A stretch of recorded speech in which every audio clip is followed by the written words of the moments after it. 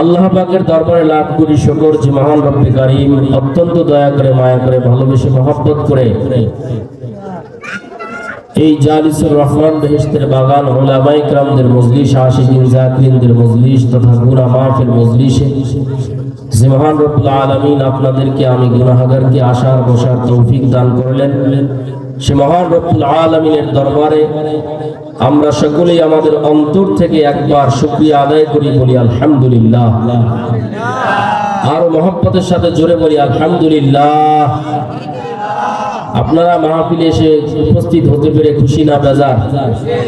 খুশি হইলে তো একটু সামনে আসা উচিত ছিল, একদম পিছনে বসে পড়ছেন। এটা একটা আদবের খেলাফ, দেখতেও খারাপ দেখা যায়। আদব একটা বিষয় আছে, আছে না নাই? এই মজলিসটার দাম আছে না নাই? এই মজলিসটা বর্তমানে জয়পুরের মাদ্রাসার সাধারণ এখন একটা মাঠ না, নবীজির পবিত্র জবানের ভাষায় এই ময়দানটা একটা জান্নাতের বাগান হয়ে গেছে। বলেন সুবহানাল্লাহ, আর জোরে বলেন সুবহানাল্লাহ। এই মজলিসের দাম আছে না নাই? মুরব্বী বাবাজিরা আপনাদের পায়ে হাত দিয়ে বলবো, আপনারা একটু এই সামনে আসেন দয়া করে। আপনারা সুন্দরভাবে বসবেন, আমি সুন্দরভাবে আলোচনা শোনায়া যাবো ইনশাআল্লাহ। আপনাদের কষ্ট হয়? আপনারা একটু মুরব্বী বাবাজিরা দয়া করে মেহেরবানি করে একটু আর একটু সামনে চলে আসেন। এই যে এইদিকে কিছু লোক বসে, এই মজলিসটার দাম আছে না নাই? আর জোরে বলেন দাম আছে না নাই? আল্লাহর নবী বলেন, যেই মজলিসে কোরআন এবং হাদিসের আলোচনা করা হয়, যেই ময়দানে আল্লাহ এবং রাসূলের গুণগান গাওয়া হয়, যেই ময়দানে উলামায়ে কিরাম কোরআন এবং সুন্নাহ দিয়া বয়ান করে, কোরআন হাদিস দিয়া আলোচনা করে, ওই মজলিসটার এত দাম, এত দাম, এত দাম। আল্লাহর নবী বলেন, কোরআনের যেই মজলিস, ওটার পৃথিবীর সাধারণ কোন জায়গা থাকে না। ওই মজলিসে যদি কেউ গিয়া বসতে পারো, আল্লাহর নবী বলেন, যেখানে কোরআনের আলোচনা করা হয়, ওই মজলিসে বসার সাথে সাথে জীবনের সব সগীরা গুনাহ মাফ হয়ে যায়। আরো জোরে কোন সুবহানাল্লাহ। সুবহানাল্লাহ বলতে কষ্ট হয় আপনাদের? এই জবান দান করেছেন কে? আর জোরে বলেন মুসলমান কে? আল্লাহর নবী বলেন, হে উম্মতের দল, আল্লাহ তোমাকে যে জবান দান করেছে, এই জবানটা নাড়াইয়া যদি তুমি একবার আল্লাহর পবিত্রতার ঘোষণা করে বলো সুবহানাল্লাহ, আমার আল্লাহ সাথে সাথে খুশি হয়ে যায়। বলেন সুবহানাল্লাহ। একবার যদি কোনো বান্দা জবান খুলে একবার যদি কোনো বান্দা বলে সুবহানাল্লাহ, তখন আমার আল্লাহর কুদরতি অন্তরে জোশ মেরে যায়। আল্লাহ ডাক দিয়া বলে, ও রহমতের ফেরেশতারা, যেই বান্দা আমি আল্লাহর পবিত্রতা ঘোষণা করে একবার বলেছে সুবহানাল্লাহ, ওই বান্দার জন্য, ওই বান্দির জন্য জান্নাতের ভিতরে একটা সুবহানাল্লাহ নামক ফল গাছ তৈরি করে দাও। আল্লাহর অর্ডার পাইয়া রহমতের ফেরেশতারা এত বড় ফলের গাছ বানায়, এত বড় ফলের গাছ। বর্ণনা করা হয়, আরবের দ্রুতগামী ঘোড়া যদি ওই ফল গাছের এক কিনারা থেকে দৌড়ানো আরম্ভ করে গো, 500 বছর অতিবাহিত হয়ে যাবে, অপর মাথা তালাশ করে পাবে না। জোরে বলেন সুবহানাল্লাহ। এই জবানটা নাড়াইয়া সুবহানাল্লাহ বলার জন্য তৈয়ার আছেন তো ইনশাআল্লাহ? যখন কোরআনের আয়াত তেলাওয়াত করব তখন জোরে বলবেন আল্লাহু আকবার। রাজি আছেন না নাই?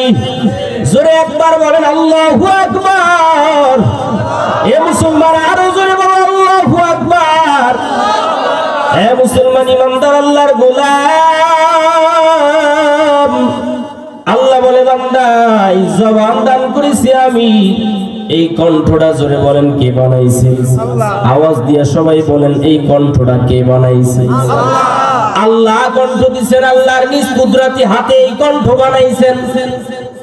আল্লাহ পাক আমাদের হাত পা বডি পেট পিঠ সব ফেরেশতাদেরকে ওয়ার্কার বানাইয়া, ফেরেশতাদেরকে কর্মচারী বানাইয়া, ফেরেশতাদের মাধ্যমে আমাদের হাত বানাইছেন, পা বানাইছেন, পেট পিঠ বানাইছেন।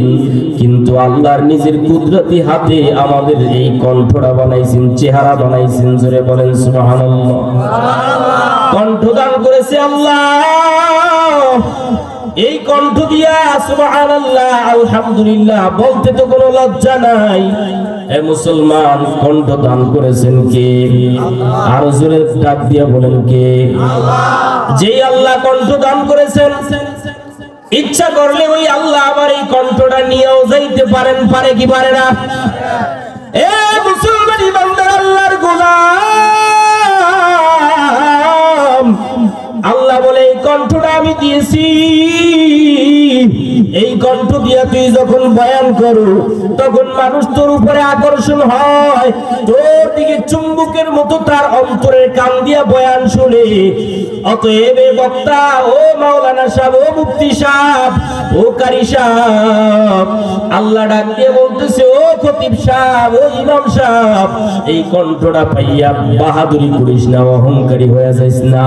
এই কণ্ঠ পাইয়া নিজের ভিতরে অহংকারী নিস না যে এই কণ্ঠের কারণে আজকে তোরে আল্লাহ সম্মান দান করেছে। এই কণ্ঠ দিয়ে আজকে তুমি বয়ান করো, তোমার বয়ানের ভিতরে হাজার হাজার শ্রোতা হয়, এত হাজার হাজার শ্রোতা দেখা নিজের ভিতরে অহংকার নিও না। আল্লাহ ইচ্ছা করলে এই কণ্ঠটা 1 মিনিটের ভিতরে কেন 1 সেকেন্ডের আগেই নিয়ে যাইতে পারে, পারে কি পারে না? চিল্লা বলো, পারে কি পারে না? এই জবানটা দান করেছে আমার আল্লাহ। এ মুসলমান, যদি আজকে তুমি এই জবান দিয়া আল্লাহর নাম ডাকতে যদি তুমি লজ্জা পাও, খোদার কসম এই জবান দিয়া যদি আল্লাহকে না ডাকো, আল্লাহ যদি বেজার হয় এই জবানটা টান মাইরা নিয়ে যাইতে পারে কি পারে না? এ মুসলমান ইমানদার আল্লাহর গোলাম, যুবক ভাইরা কিছুদিন আগে দেখছেন আমাদের কওমি আলেমদের ভিতরে একজন আল্লাহর খাঁটি গোলাম, বড় বুজুর্গ মানুষ, বড় একজন আলেম, বয়ান করতেছিলেন, চমৎকার বয়ান, মানুষকে কোরআন এবং হাদিস দিয়ে বুঝাইতেছিলেন জান্নাত জাহান্নামের বয়ান। হঠাৎ করে আল্লাহর বান্দা বয়ানের ভিতরেই তার কণ্ঠটা হারায় ফেলাইছে, আল্লাহ তার কণ্ঠটা নিয়ে গেছে। এক মুহূর্তের ভিতরে এমন একটা কাশি দিছে, কণ্ঠ আর বাহির হইতেছে না। এই যে কণ্ঠটা লড়াইয়া আল্লাহর বান্দা বয়ান করতেছিল, হঠাৎ করে কণ্ঠ বন্ধ হয়ে গেছে। এই কণ্ঠটা নিছেন কে? আরো জোরে কোন কে? এ মুসলমান ইমানদার আল্লাহর গোলাম, ওই আলেম হঠাৎ কণ্ঠটা বন্ধ হয়ে যাওয়ার পর সারা বাংলাদেশের উলামায়ে কেরাম পেরেশান হয়ে গেছে। কি ব্যাপার, কি ব্যাপার, কণ্ঠটা কেন বন্ধ হইল? খালেদ সাইফুল্লাহ আইয়ুবী সাহেব দামাত বারাকাতুহুম তাকে ফোন করলেন, কিন্তু কথা বলতে পারে না। ওই হুজুর, ওই আলেম যার কণ্ঠটা আল্লাহ নিয়ে গেছেন, তারে মাওলানা খতিবুল উম্মাহ আল্লামা হাফিজুর রহমান সিদ্দিক তাকে কল করছে কথা বলার জন্য, কিন্তু আল্লাহর বান্দা কথা বলতে পারে না। হাটহাজারীর মাদ্রাসার বড় বড় উলামায়ে কেরাম তাকে ফোন করছে, কিন্তু সে কথা বলতে পারে না। আমার আল্লাহ তাকে পরীক্ষায় ফেলাইছে। 2-3 দিন পর আবার ওই আল্লাহ যেই কণ্ঠ নিয়ে গেছিলেন, ওই কণ্ঠটা আল্লাহ আবার দয়া করে ফিরিয়ে দিছে। আল্লাহু আকবার। তাহলে এই কণ্ঠ কে দিবেন? ইচ্ছা করলে আল্লাহ এই কণ্ঠটা নিয়ে যাইতে পারে কি পারে না? আরো জোরে কোন পারে কি পারে না? এই জন্য অহংকারী হইও না বান্দা, অহংকারী করিও না। জবাব দিয়েছে আল্লাহ, কণ্ঠ দিয়ে আল্লাহর নাম ডাকবো, রাজি আছি না নাই? আল্লাহ অহংকারীকে পছন্দ করেন না। এ মুসলমান ইমানদার আল্লাহর গোলাম, নিজের ভিতরে যোগ্যতা আছে এই জন্য যে চুপ থাকবা, আল্লাহর নাম ডাকবা না, উলামায়ে কেরামদেরকে সম্মান করবা না। আল্লাহ বলে অহংকার যদি ভিতরে আসে, আমি আল্লাহ মুহূর্তের ভিতরে তোমাকে দুনিয়ার থেকে ধূলিসাৎ করে দিব। এই জন্য আমার মায়ার নবী আল্লাহর কাছে দোয়া করতেন, বেশি বেশি এই দোয়া করতেন, আল্লাহুম্মা জাআলনি ফি আইনি সাগীরা ওয়া ফি আ'য়ুনিন নাসি কাবীরা। ও খোদা গো, তুমি আমার নিজের নজরে আমাকে তুমি ছোট বানায় দাও, আর আমার উম্মতের মাঝে তুমি আমার মর্যাদা বাড়ায় দাও। জোরে বলুন সুবহানাল্লাহ। আল্লাহর নবী দোয়া করতেন, আল্লাহ আপনি আমার মর্যাদা উম্মতের মাঝে বাড়ায়া দেন, আর আমি পয়গম্বরকে আমার নিজের নজরে আমাকে ছোট বানায়া দেন। হে উম্মতের দল, যেই ব্যক্তি তুমি বড় হইতে চাও, তুমি যেই হও না কেন, যদি বড় হইতে চাও, আগে বড়দের কদমে তুমি নিজেকে বিলীন করে দাও। নিজেকে যদি তুমি বিলায়া দিতে পারো, আমি তোকে অহংকারী তুমি যদি তোমার ভিতর থেকে দূর করে দিতে পারো, আল্লাহ একদিন তোমাকে বড় বানায় দিবে। মুসলমান ইমানদার আল্লাহর গোলাম, এ মুসলমান ইমানদার আল্লাহর গোলাম, এই জন্য অহংকার অন্তরের ভিতরে জায়গা দেওয়া যাবে না, যাবে? এ মুসলমান ইমানদার আল্লাহর গোলাম, আল্লাহকে ভয় করেন, আল্লাহকে ভয় করেন, অন্তর থেকে অহংকার দূর করে দেন। অমুক আমার থেকে ভালো, এইটা ভাবতে হবে। অমুকের থেকে আমি ভালো, এই জিনিস ভাবা যাবে না, যাবে? নিজেকে নিজে ছোট মনে করতে হবে। মুসলমান ইমানদার আল্লাহর গোলাম, আল্লাহর ভয় যার ভিতরে নাই, ওই বান্দা নিজেকে নিজে বড় মনে করে। আর আল্লাহর ভয় যার অন্তরের ভিতরে আছে, ওই বান্দা কোনোদিন নিজেকে নিজে বড় মনে করতে পারে না, ঠিক কিনা? আল্লাহ পাক রব্বুল আলামিন মায়ার নবীকে ডাক দিয়ে বলে, ও পয়গম্বর,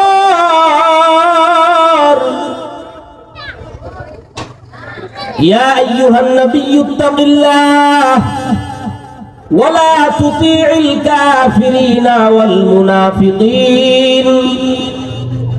আল্লাহ পাক রব্বুল আলামিন বলে, পয়গম্বর আপনি আমাকে ভয় করেন, খবরদার খবরদার কাফের মুশরিক বেঈমানদের অনুকরণ করবেন না।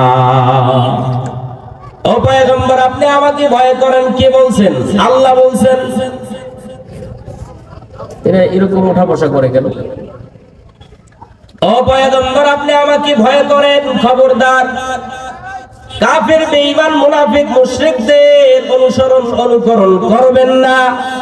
যদি তাদের অনুকরণ করেন, তাহলে আপনি লাইন ছেড়ে লাইনচ্যুত হয়ে যাবেন, ভিন্ন পথে চলে যাবেন। কে বলতেছে? আল্লাহ বলতেছে নবীকে। আল্লাহ ওয়াজ করতেছেন শিক্ষক হইয়া, আমার নবীকে ছাত্র বানাইয়া। আল্লাহ বয়ান করতেছে নবীকে শিক্ষক হইয়া, আমার নবীকে ছাত্র বানাইয়া। আল্লাহ নবীকে যদি এই তালিম দিতে পারে, ও পয়গম্বর আপনি আমি আল্লাহকে ভয় করেন, আর মুনাফিক মুশরিক কাফেরদের অনুকরণ করবেন না। আল্লাহ যদি নবীরে বলে, ও নবী আপনি আমাকে ভয় করেন, তাহলে আপনার আমার আল্লাহরে ভয় করার দরকার আছে না নাই? জোরে বলেন, আছে না নাই? আল্লাহর ভয়ের নাম তাকওয়া, আল্লাহর ভয়ের নাম খশিয়া, আল্লাহর ভয়ের নাম খাউফ। যার ভিতরে আল্লাহর ভয় আছে, যার ভিতরে তাকওয়া আছে, তাকওয়া মানে আল্লাহর ভয়। আল্লাহর ভয় যার ভিতরে আছে, কোরআনের ভাষায় তাকে বলা হয় মুত্তাকিন। যালিকাল কিতাবু লা রাইবা ফীহি, যালিকাল কিতাব কিতাবু লা রাইবা ফীহি হুদাল লিল মুত্তাকিন।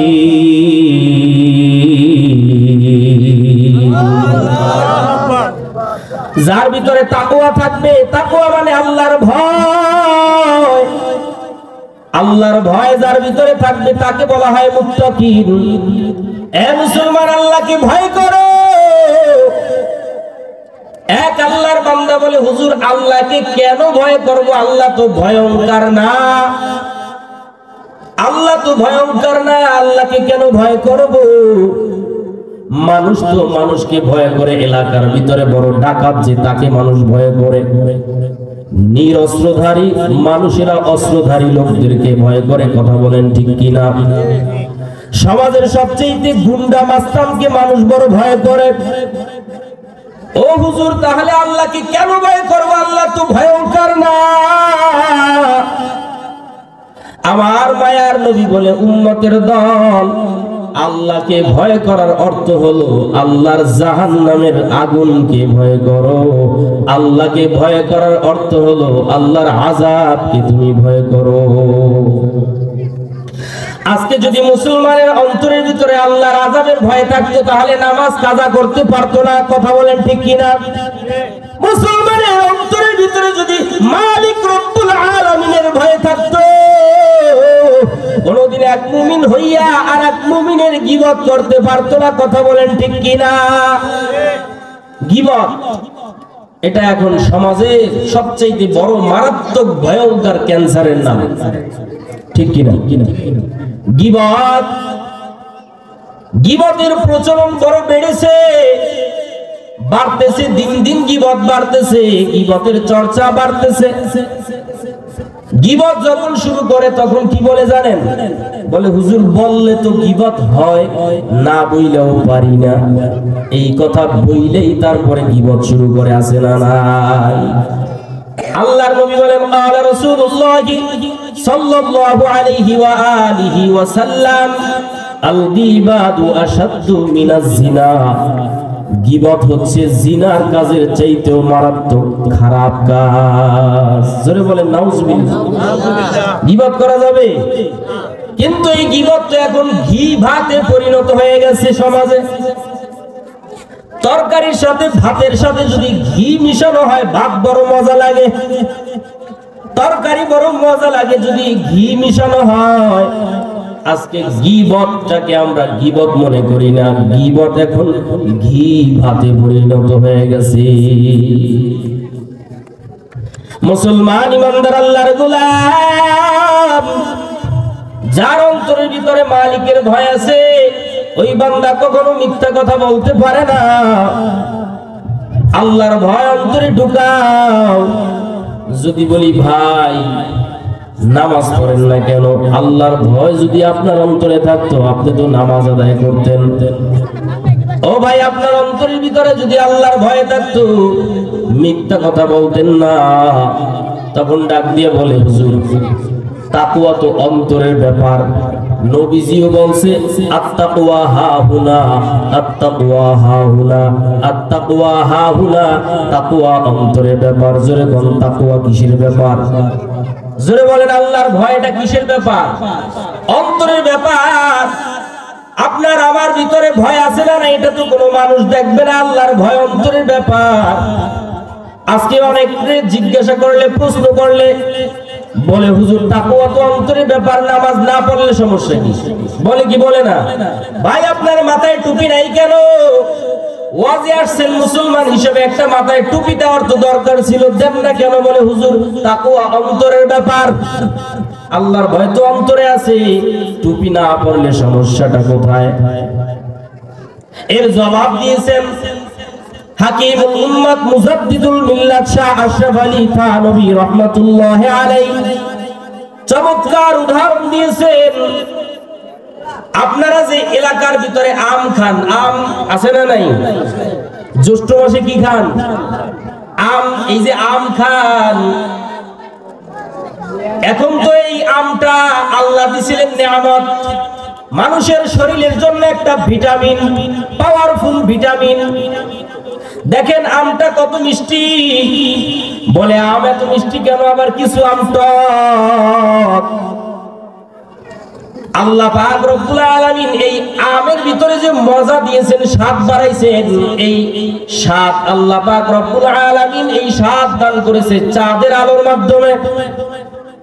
যেই ফলের ভিতরে চাঁদের আলো বেশি পড়ে ওই ফল তত মিষ্টি হয়। আর আল্লাহ ফলের ভিতরে রং দিয়েছেন সূর্যের আলোর মাধ্যমে, সুবহানাল্লাহ। এই জন্য যেই ফলের রং বেশি গাঢ় ওই ফলের উপরে সূর্যের আলো পড়ছে বেশি। আল্লাহ সূর্যের আলোর মাধ্যমে ফলের শরীরে রং বাড়ায়, আর চাঁদের আলোর মাধ্যমে ফলের ভিতরে স্বাদ বাড়ায়। বলেন সুবহানাল্লাহ।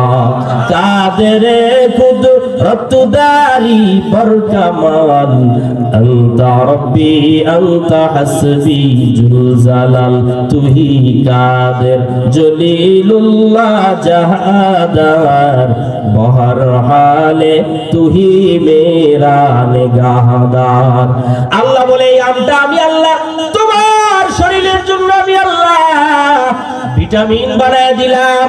এই আম যদি তুমি 2-3-4 মাস পরে যদি গাছে পাকলে পরে যদি খাও, তোমার শরীরের জন্য বড় পুষ্টিদায়ক একটা ভিটামিন। কিন্তু মুসলমান বড় নেমক হারাম হয়ে গেছে, জিহ্বায় আর মানে না। ওই ফলটা পাকার আগেই গাছে মেডিসিন মারে, আছে না নাই? এই ফলটা মেডিসিন মারার আগে এই ফল আপনার মায়ের শরীরের জন্য ছিল ভিটামিন, বাবার শরীরের জন্য ছিল ভিটামিন, আপনার সন্তানের শরীরের জন্য ছিল ভিটামিন। এই গাছের ভিতরে যখন মেডিসিন মারলো, ফলের ভিতরে যখন মেডিসিন মারলো, এই ফলটা যেই ফল ছিল আপনার শরীরের জন্য, আপনার পুরো ফ্যামিলির মানুষের শরীরের জন্য ভিটামিন, এই ফলের উপরে মেডিসিন মারার কারণে এই ফলটা আগে ছিল মানুষের জীবন, এখন এই ফল মেডিসিন মারার কারণে ফলটা আপনার জন্য হয়ে গেল মরণ। আছে না নাই? আল্লাহ দিয়েছেন নিয়ামত, সুস্বাদু খাবার, এটা এখন বিষ মিশাইয়া মানুষকে দুনিয়া থেকে বিদায় করতেছে। এই বাংলাদেশে খবর শোনেন নাই? বহুত মানুষ আম খাইয়া মারা যায়, কাঁঠাল খাইয়া মারা যায়, তরমুজ খাইয়া মারা যায়। কারণ কি? ফরমালিন যখন বেশি দেওয়া হয় তখন ওই ফল খাইলে মানুষ মারা যায়। কি খবর শোনেন নাই? এই জন্য এক আল্লাহর বান্দা কি করছে? চিন্তা করলো, বর্তমান দুনিয়ায় ভেজাল আর ভেজাল, খাদ্যে ভেজাল, ফলে ভেজাল, তেলে ভেজাল, ভেজাল বলা আম আর খাবো না। এরকম থাক, আওয়াজ যেরকম আছে এরকম থাক। এই ভেজালের কারণে বাজার থেকে আম কিনবো না। আল্লাহর এক বান্দা বাজার থেকে একটা আমের চারা কিনলো। কি কিনলো? বাজার থেকে আম কিনে আনলো, ওই আমের আটি রোপণ করলো। সুন্দরভাবে নিয়ম অনুযায়ী মাটিতে সার বীজ দিতেছে, গোবর দিতেছে, সুন্দর মতো পরিপাটি করে রাখতেছে। কিন্তু কিছুদিন পর তাকায় দেখতেছে গাছের কোনো খবর নাই। এবার আল্লাহর বান্দা দৌড় দিয়ে গেছে কৃষি অফিসে গেছে, যে ডাক দিয়া কয় স্যার, কৃষি মন্ত্রণালয়ে গেছে, যে কৃষি বিশেষজ্ঞ একজন ডাক্তারের কাছে গিয়ে বলতেছে, স্যার মজার আম খাওয়ার জন্য, ভাইরাস থেকে বাঁচার জন্য নিজের হাতে আটি রোপণ করলাম, কিন্তু গাছ দেখা যায় না। কারণ কি? চেক করেন।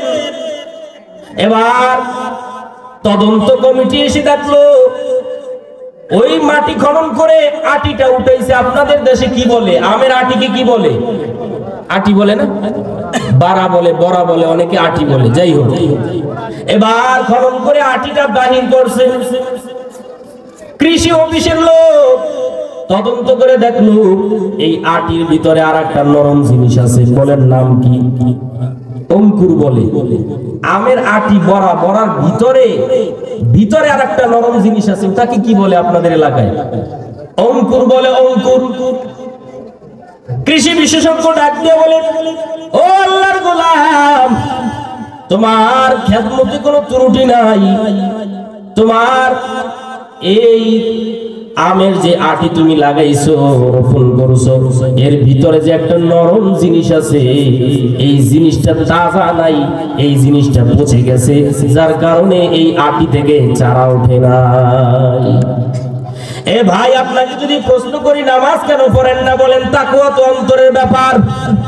এ মুসলমানি বান্দার, আল্লাহর গোলাম, আসলে আপনার ভিতরে যেই তাকওয়া আছে, এই তাকওয়া তাজা না। হাকিমুল উম্মত মুজাদ্দিদুল মিল্লাত শাহ আশরাফ আলী থানভী রাহমাতুল্লাহি আলাইহি বলেন, ও মুসলমান, তোমার ভিতরের তাকওয়া যদি তাজা হইতো, তাহলে এই তাকওয়ার গাছ মাথায় টুপির চারা দেখা যাইতো, ঠিক কি না? তোমার অন্তরের ভিতরে যেই তাকওয়া আছে, এই তাকওয়া যদি খাঁটি হইতো, তাজা হইতো, আমের আটির ভিতরে যে অঙ্কুর থাকে নরম একটা অংশ, এরকম ওই নরম অংশের মতো যদি তোমার তাকওয়া তাজা হইতো, মদিনার পোশাক শরীরে, মদিনার পোশাক সুন্নতের চারা, মদিনার পোশাক জামা দেখা যাইতো, মাথায় পাগড়ি দেখা যাইতো, টুপি দেখা যাইতো, নামাজ দেখা যাইতো, রোজা দেখা যাইতো, গালে দাড়ি দেখা যাইতো। আসলে তোমার ভিতরে তাকওয়া আছে ঠিকই, কিন্তু ওই তাকওয়া একটুও ভালো নাই, পুরাটাই বসে গেছে।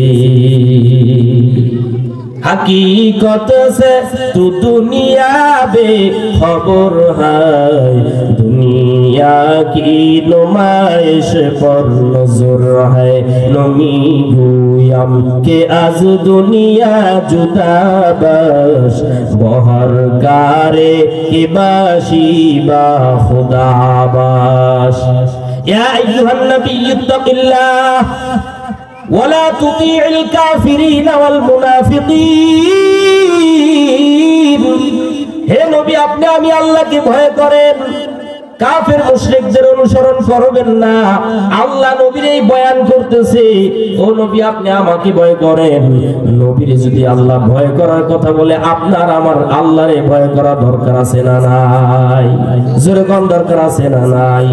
আল্লাহকে যদি ভয় করতে চাও, আল্লাহওয়ালা যদি হইতে চাও, আল্লাহকে ভয় করে যদি ইবাদত বندگی করতে চাও রে মুমিন, আল্লাহকে যদি তুমি পাইতে চাও, একা একা আল্লাহকে পাওয়া যাবে না। হে মুসলমান, আল্লাহকে যদি তুমি ভয় করে আল্লাহর বন্ধু হইতে চাও, একা একা আল্লাহকে পাওয়া যাবে না, একা একা আল্লাহর বন্ধু হওয়া যাবে না।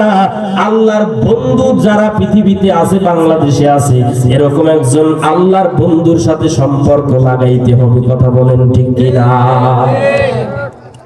আল্লাহরে যদি পাইতে চাও, একা একা আল্লাহকে পাওয়া যাবে না।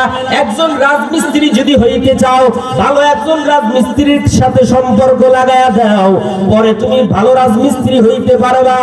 ওই তুমি যদি কাপড় কেটে কাপড় বানাইয়া সেলাই করে যদি খলিফা হইতে চাও, একজন খলিফার কাছে গিয়ে তুমি সময় দাও।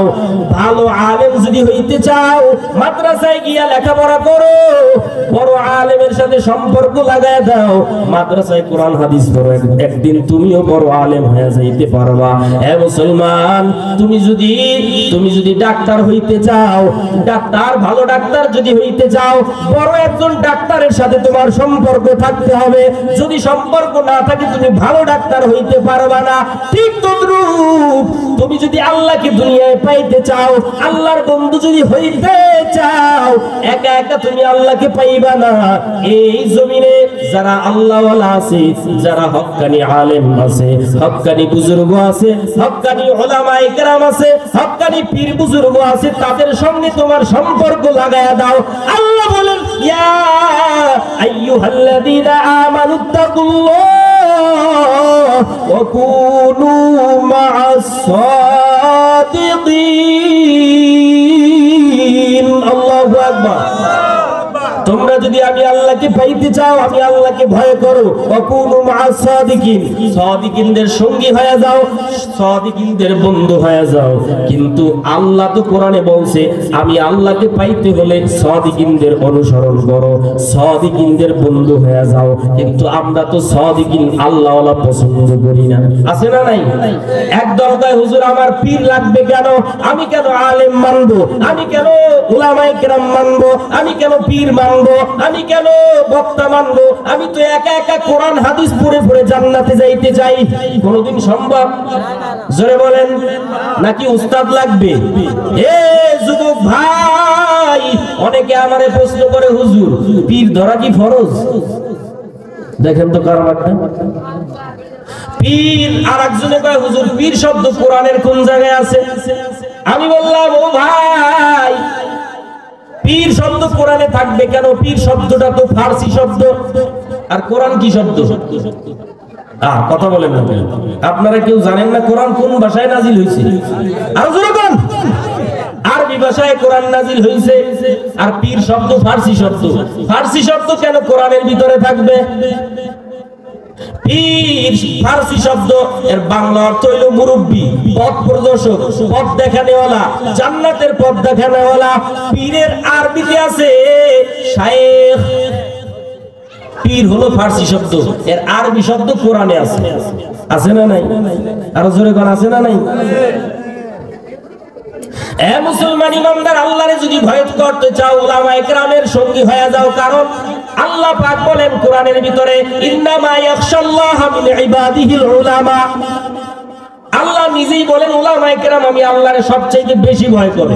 আল্লাহু আকবার বলেন। উলামায়ে কেরাম আমি আল্লাহকে সবচেয়ে মানুষের ভিতরে বেশি ভয় করে। অতএব যে যারা ভয় বেশি করে তাদের সঙ্গে সম্পর্ক লাগায় দাও, একদিন তুমিও আল্লাহকে ভয় করে আল্লাহওয়ালা হয়ে যাবে। সুবহানাল্লাহ। এ মুসলমান ইমানদার, আল্লাহর গোলাম, এই জন্য আল্লাহর ভয় অন্তরের ভিতরে নাও। কিন্তু এই জমিনে তো ভণ্ডের অভাব নাই, আছে না নাই? এত ভণ্ড পীর এই বাংলাদেশে, যাদের কারণে হক্কানি পীর বুজুর্গদের বদনাম হইতেছে। আমি যেখানে মসজিদে খুতবা দেই, জুমআ পড়াই, ওই এলাকায় পীরের অভাব নাই প্রায় ৮-১০ জন, যারা এক ওয়াক্ত নামাজ পড়ে না, এক ওয়াক্ত গাঞ্জা টানে, ৬ ওয়াক্ত মুইতাও পানি লয় না, পায়খানা করেও আমার মনে হয় পানি নেয় না। বৈশা বৈশা মোবাইলে আউল ফাউল বাউলদের গান বাজায়, আর বিড়ি টানে, সিগারেট টানে, আর নিজের নিজে পীর দাবি করে। আমি বললাম, এই লোকগুলো যে পীর দাবি করতেছে, এরা নিজেরাও গোমরাহ, যাদেরকে তাদের দরবারে ডাকতেছে তারাও পথভ্রষ্ট। এদের কারণে বাংলার জমিনে হক্কানি পীর মাশায়েখদের বদনাম হচ্ছে। ঠিক কিনা জোরে বলেন? আর জোরে বলেন ঠিক কিনা? এই সমস্ত ভণ্ডদেরকে এই জমিনে উচিত শিক্ষা দিতে হবে, সময় এসেছে। ঠিক কিনা জোরে বলেন? যারা এতদিন কোরআনের বয়ানের ভিতরে আক্রমণ করত, তাদেরকে উচিত শিক্ষা দেওয়ার সময় এসেছে। ঠিক কিনা জোরে বলেন? যারা মসজিদের ভিতরে খতিব সাহেবদেরকে লেখা দিতেন এই বিষয়ে বয়ান করবেন, অন্য বিষয়ে বয়ান করবেন না, যারা স্টেজে উলামায়ে কেরামদেরকে মারধর করার জন্য উঠতো, আমি একটা ভিডিওতে দেখলাম, এই গত যেই জালেম এই দেশ শাসন করত, ওই সময় এক বক্তা বয়ান করতেছে, ওই দলের একজন পড়ি নিয়ে উঠছে আলেমকে হত্যা করার জন্য। জোরে আল্লাহু বিল্লাহ। এ মুসলমান ইমানদার, আল্লাহর গোলাম, আলেমরা বড় কষ্ট সহ্য করেছে 16টা বছর। আলেমরা কোরআনের হক কথা বলতে পারে নাই। ঠিক কিনা জোরে বল? হাদিসের হক কথা বলতে পারে নাই। আলেমদের উপরে হুলিয়া জারি হয়ে গেছে, আলেমদের জবান বন্ধ করতে চেয়েছে। এ মুসলমান, তারপরেও কিন্তু আমরা কিছুই বলি নাই। কিন্তু এখন একটু কেমন যেন বাংলাদেশটা একটু নিরিবিলি দেখা যায়, কেমন যেন স্বাধীনতা একটু গন্ধ পাইতেছি। কিন্তু এই সময় একদল বেঈমান দেখি ওয়াজ মাহফিলে বাধা দেয়, উলামায়ে কেরামদেরকে হক কথা বলতে নিষেধ করে, আছে না নাই? এ মুসলমান ইমানদার, আল্লাহর গোলাম, তাদেরকে উচিত শিক্ষা দেওয়ার জন্য সময় এসেছে। আর আমরা সহ্য করব না। এখন থেকে যেই মাহফিলের ভিতরে কোরআনের উপরে হামলা হবে, কোরআনের আলেমদের উপরে উপরে হুলিয়া জারি হবে, কোরআনের আলেমদের উপরে যদি আর একবার আক্রমণ হয়, তখন আমরা আর চুপ করে বসে থাকবো না। কাপড়ের কাপড় মাথায় বেঁধে ওই বেঈমানকে যতক্ষণ পর্যন্ত রাসূলের দুশমনকে, আল্লাহর দুশমনকে, কোরআন হাদিসের দুশমনকে, উলামায়ে কেরামদের দুশমনকে যতক্ষণ পর্যন্ত টুকরা টুকরা করে কুকুরের নাস্তা বানাইতে পারবো না, ততক্ষণ পর্যন্ত আমরা মুসলমান বাড়ির দরজায় ফিরে যাব না, ঠিক কিনা জোরে বলেন। মুসলমান ইমানদার আল্লাহর গোলাম, আল্লাহর নবী দুইটা জিনিস রেখে গেছেন আমাদের জন্য। আল্লাহর নবী বিদায় বেলা দুইটা জিনিস রেখে গেছেন। আমি যে হাদিস তেলাওয়াত করেছি, আল্লাহর নবী বলেন, তারাকতু ফীকুম আমরাইন লান তাদিল্লু মা তামাসসাকতুম বিহিমা কিতাবাল্লাহি ওয়া সুন্নাত রাসূলি। আল্লাহর নবী বলেন, ও সাহাবায়ে কেরাম, আমি আমার নবুয়তের চেয়ারটা খালি রাখলাম না, কারণ আমার চেয়ারের ভিতরে যদি আমি কিছু না রাখা যাই, উম্মতের জন্য যদি কিছু না রাখি, এই চেয়ার নিয়া কাদিয়ানী নামের ভণ্ড বেঈমান টানাটানি করবে, ঠিক কি না? এই চেয়ার যদি আমি খালি রাখা যাই, দেওয়ানবাগির ভণ্ড আমার চেয়ার নিয়ে টানা হেঁচড়া করবে, ঠিক কি না জোরে বল। অতএব এই চেয়ার আমি খালি রাখলাম না, এই চেয়ারের ভিতরে আমি নবী দুইটা জিনিস রেখে যাই, জোরে বল সুবহানাল্লাহ। এ মুসলমান ইমানদার আল্লাহর গোলাম, আপনি যদি সোয়াইদপুর বাজারে গিয়ে ওই কি বলে ভালুকা যাইয়া ঢাকার উদ্দেশ্যে যদি আপনি রওনা দেন, ভালুকা গিয়ে যদি একটা টিকিট করেন, এখন ঘড়িতে তাকায় দেখতেছেন 20 মিনিট পরে গাড়িটা ছাড়বে। আপনি এবার চিন্তা করতেছেন 20 মিনিট পরে গাড়ি ছাড়বে, এখনো 20 মিনিট টাইম আছে, আমার তো পান চায়ের অভ্যাস, তাহলে আমি 20 মিনিট সময় কাজে লাগাই, একটা চা খাই আর একটা পান খাই। কিন্তু না না, আমি যে টিকিট করছি আমার সিট যদি খালি থাকে, কোনো ভদ্রলোক আইসা বইসা যাওয়ার সম্ভাবনা আছে না নাই? অতএব আমি সিটটা খালি রাখবো না। আপনি এবার চিন্তা করলেন, আমার ব্যাগটা আমার সিটে রাইখা যাই, পাশের সিটওয়ালা ভাইকে বইলা যাই, ও ভাই আমার এই সিটে আমার ব্যাগ রেখে গেলাম, যদি কোনো ভদ্রলোক আইসা বসতে চায় তাকে বলবা এই ব্যাগওয়ালার সিট তোমার বসার অনুমতি নাই, বাহিরে গেছে পান খাওয়ার জন্য, আসতেছে, এই সিট ব্যাগওয়ালার সিট, তুমি বসতে পারবা না। আল্লাহর নবী বলেন, সাহাবীরা, আমার নবুয়তের চেয়ারটা আমি খালি রাইখা যাব না, কারণ এই চেয়ার যদি আমি খালি রাইখা যাই, ওই দুনিয়ার সমস্ত ভণ্ড কাদিয়ানী নামের বেঈমান, ওই ভণ্ড পীরেরা, ভণ্ড দেওয়ানবাগী, এরা আমার চেয়ার নিয়ে টানাটানি করবে। অতএব এই চেয়ারের ভিতরে আমি দুইটা জিনিস রাইখা যাই। ও সাহাবীরা, এই জিনিস দুইটা তোমরা পাহারা দিবা। যদি কোনো ভণ্ড কাদিয়ানী নামের বেঈমান এই চেয়ারে ওই দুইটা জিনিস সরাইয়া বসতে চায়, তখন তোমরা জুতা পিটা করবা। নামের ভণ্ড যদি এই চেয়ার নিয়ে টানা হেঁচড়া করে, তখন তোমরা তাকে জুতা পিটা করে বলবা, এই চেয়ারের মালিক কেউ না, কেউ না, এই চেয়ারের মালিক মদিনাওয়ালা নবী, আমার মায়ার নবী মুহাম্মদ সাল্লাল্লাহু আলাইহি ওয়াসাল্লাম। যখন চেয়ার নিয়ে টানা হেঁচড়া করবে, তখন তাদেরকে জুতা পিটা করে বলবা, এই চেয়ারের মালিক দুনিয়ার কেউ না, কেউ না, এই চেয়ারের মালিক আমার পয়গম্বর মুহাম্মদুর রাসূলুল্লাহ। আল্লাহর নবী এই নবুয়তের চেয়ার খালি রাখলেন না, দুইটা জিনিস রেখে গেলেন উম্মতের জন্য। কয়টা জিনিস? আরো জোরে বল, কথাই বলেন না, আপনাদের কষ্ট হইতেছে? মনে মনে ভাবতেছেন যত কষ্ট আপনি করেন হুজুর, আমরা যে মুখ বন্ধ করছি আর খুলবো না, এই নিয়ত করছেন নাকি? ভালো করে আজকে বয়ান থেকে একটা জিনিস মনে রাখবেন, বক্তার বয়ান তখন ভালো হয় শ্রোতারা যখন আওয়াজ দেয়। আমি যত জায়গায় বয়ান করছি, শ্রোতারা যখন আওয়াজ বেশি দিছে, আমার কথার জবাব দিছে, ওই দিন বয়ান ভালো হয়েছে। বয়ান তো আর আমি মুখস্থ করে আসি নাই, কোনো কাগজে লেখাও নিয়ে আসি নাই, ঠিক কিনা? আপনাদের মনের ভাব অনুযায়ী এখানে বয়ান হবে। আপনারা যদি চুপ থাকেন বয়ান হবে নিরিবিলি, আর যদি আপনারা আওয়াজ দেন বয়ান হবে ভালো। আওয়াজ দিতে রাজি আছেন না নাই? জোরে বলেন, নবীর চেয়ারে কয় জিনিস রাখলেন? আরো জোরে বলেন, কয় জিনিস? এক নাম্বার, তারাকতু ফীকুম আমরাইন লান তাদিল্লু মা তামাসসাকতুম বিহিমা। এক নম্বরে কিতাবুল্লাহ। আল্লাহর নবী বলেন এক নাম্বার জিনিসের নাম আমার আল্লাহর কিতাব কোরআন। এক নাম্বার জিনিসের নাম কি জোরে বলেন? দ্বিতীয় নাম্বার জিনিসের নাম, দ্বিতীয় নাম্বার বস্তুর নাম ও সুন্নাত রাসূলি, পয়গম্বরের সুন্নাত। জোরে কোন কার সুন্নাত? এক নম্বরে কিতাব আল্লাহ, আল্লাহর কিতাব কোরআন। দুই নম্বরে ও সুন্নাত রাসূলি, আমি নবীর সুন্নাত। এই দুই জিনিস উম্মতের মাঝে রাইখা যাই। ও সাহাবায়ে কেরাম, উম্মতদেরকে জানায়া দেন, আমি নবীও জানায়া দিয়ে গেলাম। এই দুই জিনিস যদি কোনো উম্মত আঁকড়াইয়া ধরো, কঠিন কালেও তোমরা পথভ্রষ্ট হবে না, তোমরা বিপদগামী হবে না। বলেন সুবহানাল্লাহ। এক নাম্বার বস্তুর নাম কি? আরো জোরে কোন। কিন্তু এই মুসলমানের কাছে কোরআনের তেলাওয়াত নাই। মুসলমান আজকে মুসলমানের ঘরে জন্ম নিয়া মুসলমানের সন্তান কোরআনের তেলাওয়াত জানে না, আছে না নাই? মুসলমানের সন্তান কোরআনের তেলাওয়াত পারে না। মুসলমানের সন্তানের কণ্ঠে আজকে কোরআনের তেলাওয়াত নাই।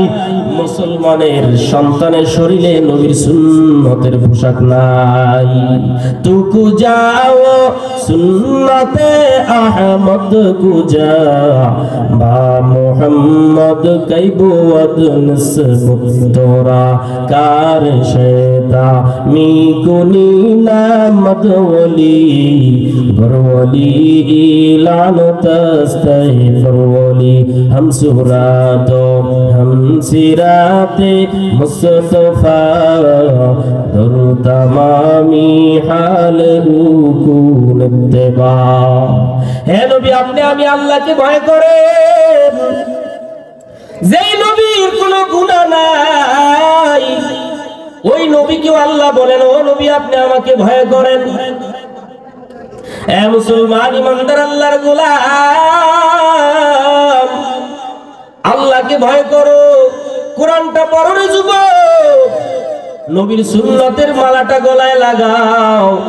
তোমার আমার মতো যুবক দাড়িওয়ালা পাঁচ ওয়াক্ত নামাজি কলেজের ছাত্র আছে না নাই? জোরে বলেন। তোমার মতো কলেজের ছাত্র, কলেজের ভিতরে অভাব নাই, পাঁচ ওয়াক্ত নামাজি দাড়িওয়ালা টুপিওয়ালা পাগড়িওয়ালা। ও স্কুলের ভাই, ও ছাত্র ভাই, ও যুবক ভাই, তোমার মতো যুবক সন্তান পাঁচ ওয়াক্ত নামাজ পড়ে আবার লেখাপড়ার টাইমে লেখাপড়া করে। ও কৃষক ভাই, তোমার মতো কত কৃষক যখন মাঠে কাজ করে আবার আজান হইলে সময় মতো মসজিদে গিয়ে নামাজ আদায় করে। তারা যদি পারে, যুবক ভাই আপনি কেন পারবেন না? ও বৃদ্ধ বাবাজি, আপনার মতো কত রিকশা ড্রাইভার পাঁচ ওয়াক্ত নামাজ জামাতের সাথে আদায় করে যখন আজান হয় রিকশায় তালা লাগাইয়া মসজিদে দৌড়ায় আছে না নাই? অনুরোধ করে বলতেছি রে মুসলমান, আল্লাহর নবীর সুন্নাতের মালাটা গলায় লাগাও। কেমন নবীর আশিক হইলা, নবীকে চিনলা না, চিনলা না, অথচ এই নবীর আশিক। নুজহাতুল মাজালিস কিতাবের ভিতরে একটা ঘটনা আছে, গর্তের পিপিলিকা আল্লাহর নবীর জন্য পাগল হয়ে গেছে। আল্লাহকে ডাক দিয়ে বলতেছে, ও মালিক, আমি পয়গম্বর নবীর বড় আশিক, আমাকে একটু মদিনা দেখায়া দাও। আমার আল্লাহ ডাক দিয়ে বলে, ও মদিনার কবুতর, অমুক গর্তে অমুক এলাকায় একটা পিপিলিকা আছে, আমার মায়ার নবীকে দেখার জন্য বড় পাগল। তুমি তাড়াতাড়ি যাও, ওই পিঁপড়াটাকে মদিনা দেখাইয়া, নবীজির রওজা দেখাইয়া আবার তার গর্তে পৌঁছায়া দাও। আল্লাহর অর্ডার পাইয়া কবুতর গর্তের ওই পিপিলিকাকে ঠোঁটে কইরা নিয়া নবীর রওজা দেখাইয়া ঘুরাইতেছে চতুর্দিকে, আর পিপিলিকা নবীকে সালাম জানাইতেছে। আল্লাহু আকবার বলেন। পিপিলিকা এবার ডাক দিয়ে বলতেছে, ও ও কবুতর আমাকে একটু এই রওজার এক কিনারায় মাটিতে ছেড়ে দাও। ছেড়ে দেওয়া হলো। পিপিলিকা এবার ঘোরাঘুরি খায়, মাটিতে ঘোরাঘুরি খায়। কবুতর ডাক দিয়ে বলে, পিপিলিকা কেন মাটির ভিতরে ঘোরাঘুরি খাইতেছো জানতে চাই। পিপিলিকা ডাক দিয়ে বলে, এই মাটির উপর থেকে আমার মায়ার নবী কদম মুবারক দিয়ে হেঁটে হেঁটে চলে গেছে, বলেন আল্লাহু আকবার। পিপিলিকা ডাক দিয়ে বলতেছে, এই মাটির ভিতরে ঘোরাঘুরি কেন খাই? এই মাটির থেকে আমার নবীর মিষ্টি ঘ্রাণ আমার নাকে পাই।